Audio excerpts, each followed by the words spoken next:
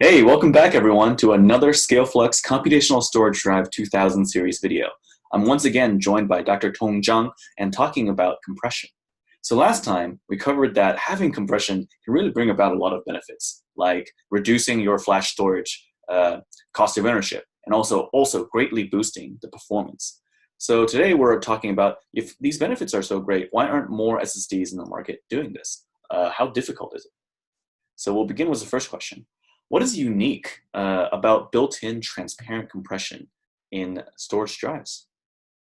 Yes, the unique feature is that the SSDs internally carry out lossless compression and decompression on each 4K byte sector on the I/O path with complete transparency to the host software stack, such as operating system and user applications. So with sufficient data compressibility, it can seamlessly reduce the storage cost and improve performance without changing any single line of code on the host side. Oh, wow. So actually the no code changes part is especially relevant here. It's just extremely easy to integrate into existing infrastructure. Yes. So compression has been around for a long time then, and there's a lot of compression algorithms that are available. Does that make it simple to deploy? How come we're not seeing compression on more drives in the market? Yes, it's a very good question. The simple answer, just because it is too hard, it's very hard to implement. We know that the SSD internally use a flash translation layer, or we call the FTL, to manage the mapping between the logical block address, or LBA, and the physical block address, or PBA.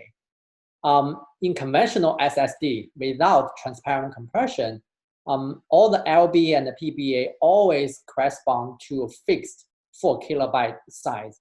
So this leads to a high degree of regularity and uniformity in LBA PBA mapping. So this enables FTL use relatively simple data structures and algorithms, and which make it relatively easy to achieve high performance and high reliability.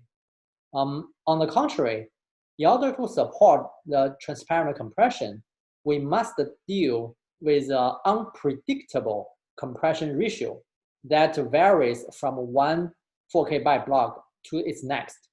So this leads to a high degree of irregularity and randomness in LBA to PBA mapping, which make it much harder and complicated to implement the FTL.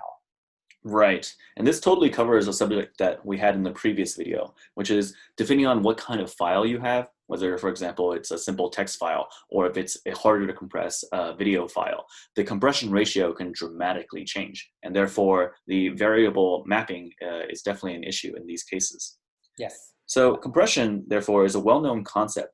There's obviously a lot of algorithms available for use, but designing the FTL to take full advantage of compression to improve performance and capacity is actually really difficult. Could you explain a little bit more about what makes the implementation so difficult? The irregularity and the randomness in LBA and the PBA mapping increase the implementation complexity. So mainly from the three aspects. One, this SSD FTL has to employ much more sophisticated data structures and algorithms to embrace the irregularity and the randomness. And two, SSD controller hardware,